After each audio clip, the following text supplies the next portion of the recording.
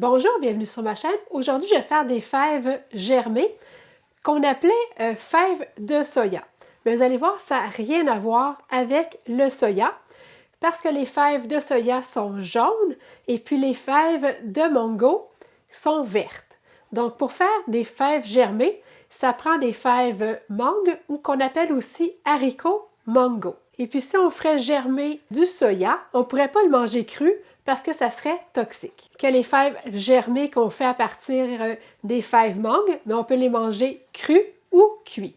Et puis c'est tellement bon, là, quand on les fait maison, c'est très frais, donc c'est vraiment meilleur que ce qu'on peut retrouver à l'épicerie. Donc les fèves mangue, c'est avec ça qu'on fait des fèves germées. C'est très simple à faire et puis c'est prêt en seulement 4 à 5 jours. Fait que c'est très rapide, vous allez voir, ça germe là, très rapidement. Et puis tout le monde peut réussir à faire des fèves germées.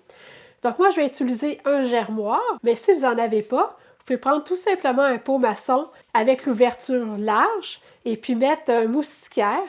Donc ça demande très peu d'équipement pour réussir à faire des fèves germées. C'est très bon de consommer des fèves germées pendant l'hiver parce que c'est un concentré de vitamines et de minéraux.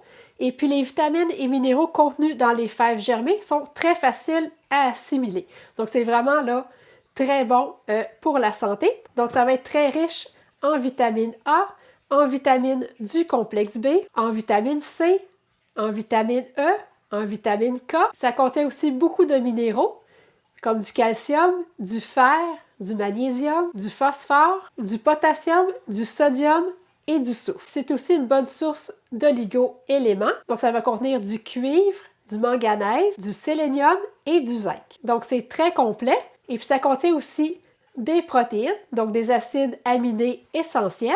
Et puis, ça contient très peu de glucides. Donc, pour 100 g de fèves germées, ça contient seulement 4 g de glucides nets. Donc, c'est parfait pour l'alimentation cétogène. Donc, je m'installe et je vous reviens dans quelques secondes.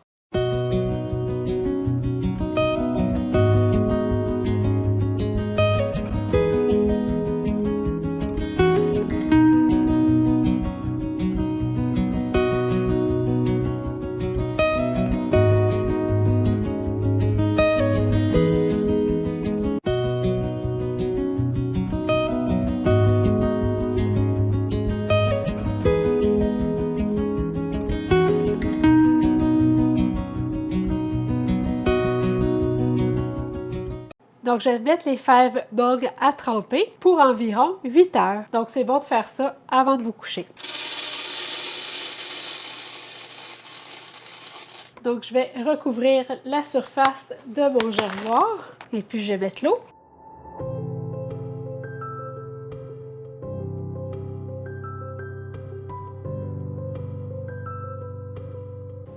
Donc, je vous reviens dans 8 heures. Donc, quand j'ai commencé à faire de la germination, j'utilisais tout simplement un pot maçon. Donc, c'est un pot maçon avec l'ouverture large. Comme ça, c'est plus facile de pouvoir sortir les germinations quand ils vont être prêts. Donc, sur le dessus, j'ai tout simplement mis un morceau de moustiquaire retenu avec un élastique. Mais maintenant, sur Amazon, vous allez trouver des couvercles en plastique grillagés, donc exprès pour faire les germinations. Donc, on met tout simplement un fond de graines qu'on laisse tremper dans l'eau. Donc, après 8 à 12 heures, je vais égoutter mes graines. Donc, on veut que les graines restent humides, mais on ne veut pas qu'ils baignent dans l'eau, sinon les graines vont pourrir. Donc, on veut vraiment enlever toute l'eau.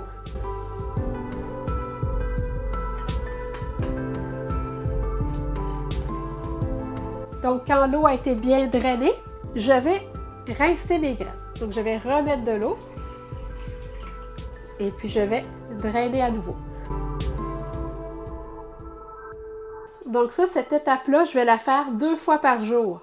Donc, vous allez la faire une fois avant de vous coucher et puis vous allez le refaire le matin en vous levant. Donc, 2 fois par jour, on va mettre de l'eau qu'on va bien égoutter par la suite. C'est vraiment important après chaque rinçage de vider le plateau du fond, donc le plateau qui récupère l'eau, pour éviter les débordements. Donc je vais mettre le couvercle, ça permet de garder l'humidité. Et puis pour les fèves germées, donc les fèves mango, c'est vraiment important que ce soit à l'abri de la lumière. Ou sinon, vous allez obtenir des fèves germées qui vont avoir un goût amer. Donc, ça vaut la peine de recouvrir d'un linge à vaisselle. Comme ça, on est sûr que les graines ne seront pas en contact avec la lumière.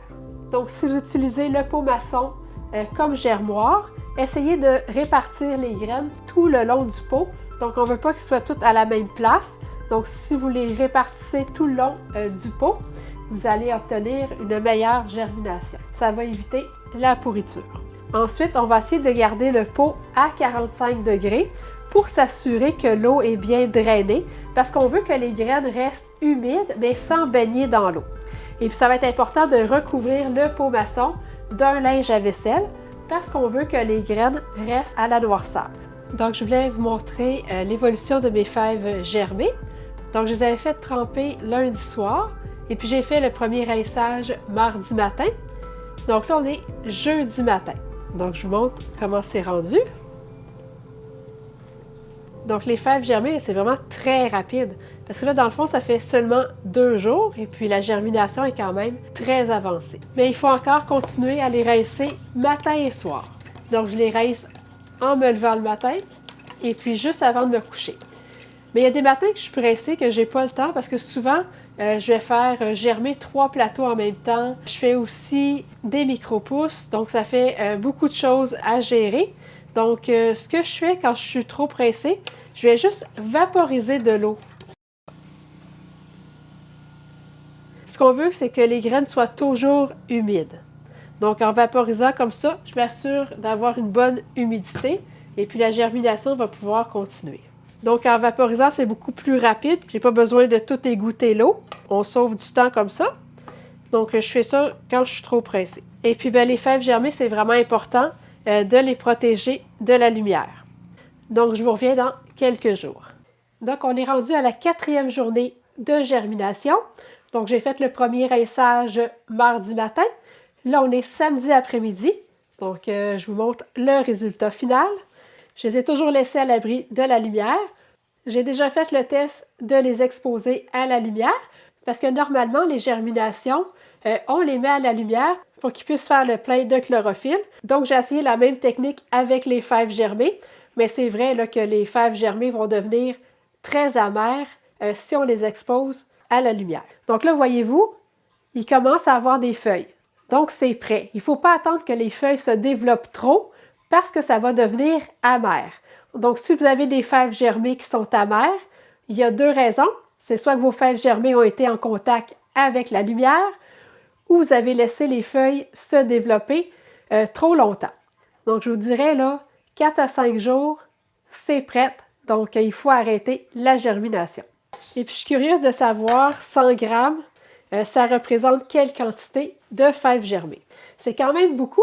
Donc, toute cette quantité-là de fèves germées contient seulement 4 grammes de glucides nets. Puis, si je regarde en tasse, donc c'est environ 1 tasse et 3/4. Donc, c'est vraiment là, une très bonne quantité. Donc, on peut dire que c'est très faible en glucides.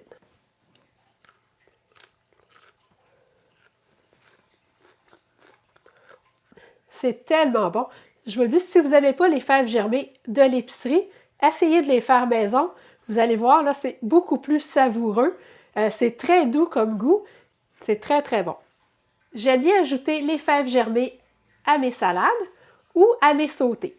Et puis, j'aime beaucoup ajouter les fèves germées à la recette de egg roll dans un bol. Ça, c'est ma recette préférée, mais quand j'ajoute les fèves germées, c'est encore meilleur.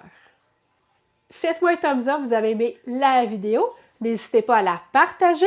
Si vous n'êtes toujours pas abonné à ma chaîne, n'oubliez pas de le faire pour ne manquer aucune nouvelle recette. Et allez visiter mon site ketosantéplus.com. Vous allez y trouver plein de recettes ainsi que toutes les informations nécessaires pour bien débuter l'alimentation cétogène. Vous allez aussi y retrouver les renseignements pour le service de coaching ainsi que tous mes produits préférés pour cuisiner cétogène. Merci et à bientôt!